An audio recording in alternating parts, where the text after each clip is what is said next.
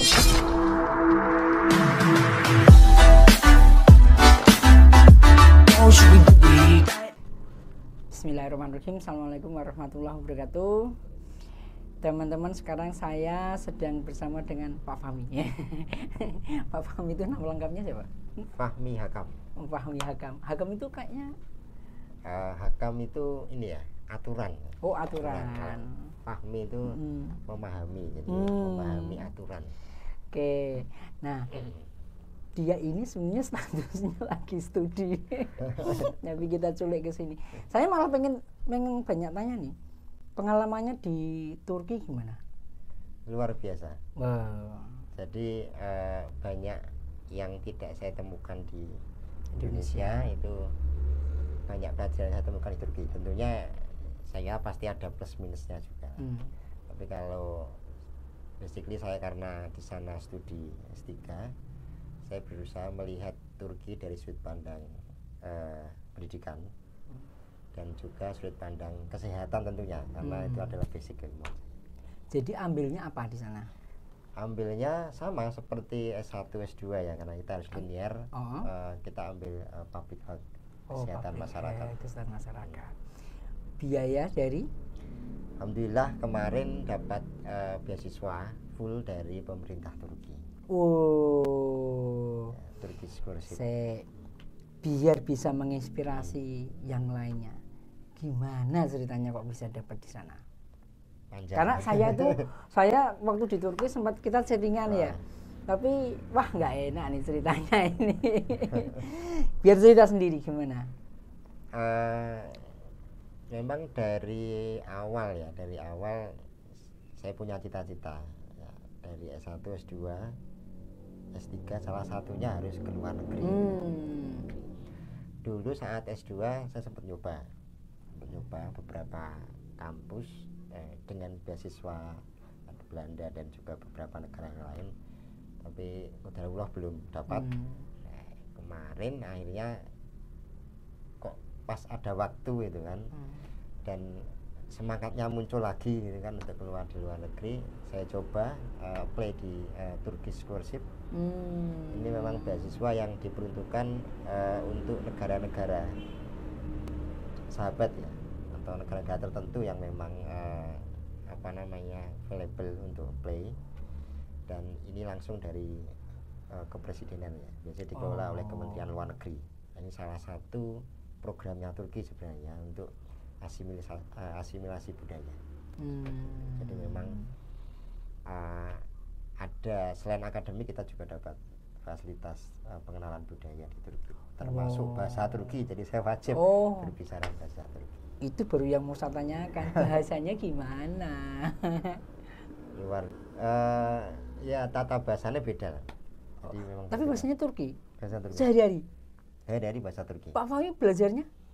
Ya dari di sana. Jadi kita dapat kurs bahasa Turki itu ya kurang lebih efektif 8 bulan ya. Wow. Jadi kita wajib untuk lulus grade C1 ya, Cebir. C1 bahasa Turkinya Cebir. Jadi ada A1, A2, B1, B2, C1. Itu level ini ya, standar yang harus ditempuh oleh orang asing yang studi di sana. Kalau tidak lulus gimana? Harus ulang, harus dapat. Oh, diulang terus sampai bisa. Kalau itu paralel sama studinya S3? Bukan paralel ya, after. Oh, after. Jadi lulus bahasa dulu. Setelah lulus bahasa, tapi saat lulus bahasa menjelang masuk itu ada namanya kelas akademik. Jadi diajarkan bahasa Turki versi akademik yang kaitannya dengan apa yang akan dia tempuh. Misal kesehatan, berarti banyak konten-konten yang berkaitan tentang kesehatan seperti itu. Kursusnya di perguruan tinggi tersebut juga? Alhamdulillah. Karena ada beberapa itu yang dapat kampus beda. Jadi dia namanya Tomer misalnya, kayak TOEFL lah. Tomer. Nah, itu setelah lulus dia di kampus yang sama. Kadang-kadang mungkin Tomernya beda tapi kampus studinya mungkin kampus lain. Pak Fahmi sebelumnya sudah ada dasar bahasa Turki? Belum. Berarti itu belajarnya baru aja? Justru saya ini ya, satu angkatan kebetulan berbagai negara ya. Ada yang dari Timur Tengah, kemudian Afrika, kawasan Eropa, Amerika Latin itu kan. Terus saya mungkin yang paling agak lambat karena baru, menurut saya ini bahasa yang baru pertama kali, dan saya baru mencoba belajar bahasa Turki. Jadi mencoba cek itu ketika wawancara menjelang pengumuman lulus. Jadi saat saya dapat, kan kita ada 2 tahapan ya, seleksi administratif, seleksi wawancara, baru nanti pengumuman gitu kan. Saat saya diterima seleksi wawancara, saya coba untuk apa sih bahasa Turki ini gitu kan, dan memang berbeda, tata bahasanya berbeda, betul-betul baru, betul ya, kita harus ekstra lah. Gimana pada saat bisa bahasa Turki lulus itu, kemudian rasanya gimana? Sebentar, ada mirip-mirip bahasa Arab nggak sih? Ada kosakata yang mirip bahasa Arab. Misal kayak merhaba, halo. Nah itu mirip bahasa Arab ya. Ada beberapa kosakata lain yang mirip, kayak masjid itu kan kalau bahasa Turki nyebutnya jami.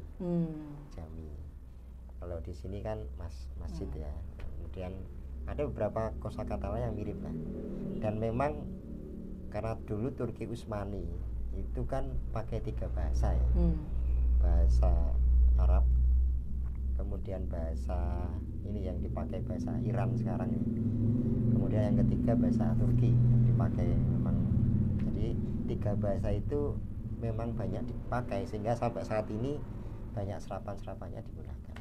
Oke, Pak. Jadi dari kampus, jadi Pak Fahmi ini adalah dosen di Univet Bantara. Tapi sudah ini ya, izin belajar atau tugas belajar ini? Tugas. Saya dosen nonaktif. Dosen nonaktif. Tugas belajar. Jadi sama sekali tidak ngajar. Tapi kok di sini? Nah, ya, cerita saya riset sekarang. Saya sekarang riset. Selain juga mengerjakan proyek-proyek yang nanti lain. bahasanya lupa loh, Pak. Tetap kita latih ya, karena saya punya buku bahasa Turki di rumah. Terus kita juga baca-baca jurnal. Karena riset saya wajib laporannya pakai bahasa Turki. Meskipun publikasinya tetap publikasi internasional ya, pakai bahasa Inggris. Pak, kan di sana dibiayai semua sama negara. Karena kan harusnya dimanfaatkan, kan enak di sana ya. Kenapa di sini? Ya, kita berkeluarga, banyak faktor lain ya. Kan diajak di sana bisa. Diajak. Kemarin kita ajak. Jadi istri anak itu kurang lebih 1,5 tahunan lah ya, lebih dikit dengan saya. Jadi saya berangkat dulu 5 bulan 4 bulanan, terus istri sama anak nyusul. Kita tinggal bareng. Kemudian memang kemarin kita sebenarnya kita mau pulang ini ya saat bulan-bulan Juni. Cuman kemarin karena kuliah sudah selesai semua, ya kita tinggal proyek akhir ya. Terus banyak pertimbangan kayak misal aktivitas saya di sini, kemudian yang ngurusi bisnis juga. Ya terpengelai kalau bukan orangnya yang punya sendiri ya. Ya sekalian ya Bu, penelitian, kebetulan alhamdulillah diizinkan untuk riset di sini seperti itu. Konsultasinya bagaimana? Online. Negara lain bisa ya? Karena ini kelas saya unik loh. Memang mahasiswanya nggak banyak. Kebetulan sepertinya ya, saya untuk yang doktoral di sana namanya doktoral ya, S3 itu ini baru pertama kalinya jadi tujuan beasiswa diskursif. Jadi memang di Turki itu ada banyak kampus yang biasanya sering jadi tujuan.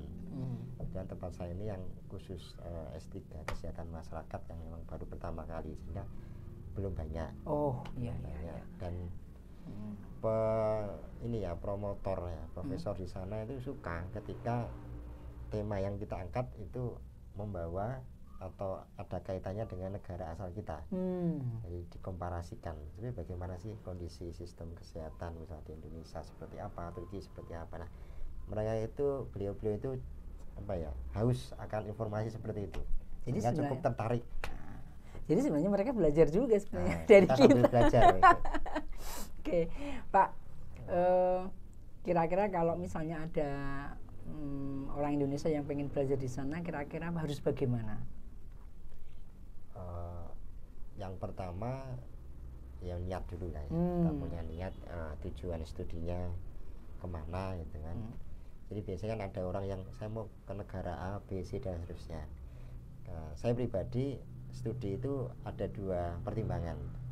Pertimbangan pertama adalah pertimbangan terkait disiplin keilmuan, ada atau tidak. Pertimbangan kedua adalah pertimbangan berkaitan tentang operasional dan keluarga sehari-harian. Jadi ya saya pasti cari beasiswa, kemudian yang bisa membawa keluarga, dan kalau kegiatan sosial dan sebagainya artinya mudah lah kalau untuk ibadah. Ya, saya cari pertimbangan itu, dan kita persiapkan itu dulu, kemudian ya tentunya mempersiapkan hal lain yang memang harus dipersiapkan ya. Saya kira itu umum ya, misalnya bahasa asing, bahasa Inggris itu penting ya, minimal dapat IELTS 6.56 dan seterusnya. Kemudian sertifikat pendukung yang lain, aktivitas sosial yang lain. Yang paling penting adalah research plan. Nah ini penting, itu yang menjadi faktor utama salah satu kita diterima ya. Selama di Indonesia masih dibayari juga? Masih, tapi ini secret ya. Emang kita nggak boleh sebenarnya transaksi memakai uang beasiswa di negara lain. Ya, itu yang memang salah satu ya, salah satu. Karena kan yang jadi unik sebenarnya, saya malah kepikiran kenapa kok nggak pemerintah Indonesia itu bikin beasiswa untuk biayai masyarakat yang dari luar negeri itu ya. Salah satu Turki itu ada banyak ini ya. Saya malah melihatnya dari banyak aspek, masuk politik dan budaya, ekonomi termasuk. Budaya jelas, kita datang ke sana wajib belajar bahasa Turki, dan kita diberikan banyak kelas, kesempatan untuk belajar budaya sana free. Sit in Ya, kita juga dikasih fasilitas hampir sama seperti warga negara Turki. Jadi kalau untuk Orange student itu kita dapat kartu museum ya. Kita bisa keluar masuk museum besar di Turki itu gratis, free, dan hanya bayar 1 tahun sekali, sekitar 50 ribuan lah mungkin kalau perpanjangan kartunya. Nah, itu dari segi budaya dan banyak faktor yang lain ya. Artinya kita harus berbaur dengan masyarakat. Mereka nggak peduli kita orang mana, mereka pasti ngajak kita bicara dengan bahasa Turki. Itu dari segi politik jelas, artinya orang-orang yang memang lulusan dari Turki otomatis kan punya kedekatan emosional dengan Turki kelak di kemudian hari ketika dia jadi orang-orang berpengaruh di negaranya masing-masing. Bahkan kita selalu diundang di conference yang diadakan oleh Turki, baik level nasional atau internasional, itu gratis. Memang kita selalu dapat undangan khusus ya selaku penerima award di beasiswa YTB ini. Dan yang datang selalu menteri-menteri ya, biasanya menteri-menteri luar negeri, kemudian menteri kebudayaan, presiden YTB, itu yang pengelola beasiswa. Termasuk 2 kali saya menghadiri conference yang langsung dihadiri oleh presiden Turki, meskipun nggak berkesempatan foto yang susah. Nah itu salah satu, itu faktor ini ya, yang kelak saya yakin pasti ada motif politiknya. Itu pasti ada motif politiknya. Ketiga, motif ekonomi. Mereka ngasih kita uang, dan uang itu hanya boleh digunakan di negara. Ya, artinya ketika kita keluar pulang, kalau sampai ketahuan kita narik uang itu bisa di suspend gitu, bisa dikena sanksi. Artinya ya mereka ngasih uang dan itu ya berputar juga di situ. Jadi nanti gunakannya kalau udah kesana lagi. Ini kita tabung dulu lah. Ya. Nah, Pak, berarti ini kan tadi syarat-syarat yang harus dipersiapkan ketika ke sana. Apakah syarat inilah yang digunakan sebagai seleksi awal ketika masuk ke sana? Syarat-syarat yang berkaitan saya kira hampir sama seperti beasiswa yang lain ya. Tapi memang khusus untuk Turkish Buslara atau Turkish Scholarship yang dinaungi oleh YTB ini memang lebih banyak menekankan tentang ini ya. Kalau saya lihat kemarin ini saya berusaha untuk melihat dan tanya juga teman-teman pengalaman yang lain juga. Jadi yang paling berpengaruh itu adalah pertama portofolio kita. Artinya tidak hanya kita kelulusan mana, IPK-nya berapa, itu nggak cukup. Bahasa Inggrisnya nilainya berapa itu nggak cukup. Yang paling dilihat adalah portofolio kita, bagaimana social activity kita, peran kita di sosial. Kemudian yang kedua, bagaimana kinerja kita selama ini, karya-karya yang kita miliki. Oke, kalau dosen saya kira harusnya paham ya, misal publikasi internasional, nasional, kemudian riset dia, pengabdian dia, kemudian buku-buku yang dibuat dan seterusnya. Nah itu yang menjadi salah satu faktor kunci, khusus biasanya untuk mahasiswa S3 ya. Kalau S1 kan beda lagi. Termasuk tadi social activity itu penting sekali, dan riset plan. Nah, itu jelas. Itu jelas ya. S3 kalau masuk harus punya proposal duluan. Sebenarnya S2 juga begitu. Dan itu ini agak menyinggung Turki atau negara tujuan ya, kemudian negara asal kita, sehingga membuat kita itu seakan memaksa si penilai untuk memilih kita karena kita punya ide gagasan yang baru tentang negara kita ya. Jadi di Indonesia kayak apa, kalau di sana kayak apa, nanti mau dibagaimanakan. Oke, luar biasa teman-teman. Jadi kalau seandainya pengen kayak beliaunya ini, izin tinggalnya berapa tahun? Saya kebetulan ini dapat sampai 2024. 5, berarti 5 tahun? 3 tahun. Oh 3 tahun ya? 3 tahun, cuman kan kemarin pas awal pertama saya dapat 1 tahun dulu. Oh, greyunya di sana? Ya. Oh, jadi semacam KTP ya, KTP ya, warga negara asing. Ya. Kalau di Amerika itu saya dapat langsung 5 tahun. Nah ini kalau Turki 1 tahun dulu, baru kemudian 3 tahun, berarti 4 tahun. Mudah-mudahan pas selesai, pas pulang jadi dokter langsung ngejokke kum 850. Amin, amin gitu loh, tak doakan. Nah, teman-teman mudah-mudahan perbincangan ini bisa bermanfaat untuk Anda. Dan wassalamualaikum warahmatullahi wabarakatuh. Waalaikumsalam.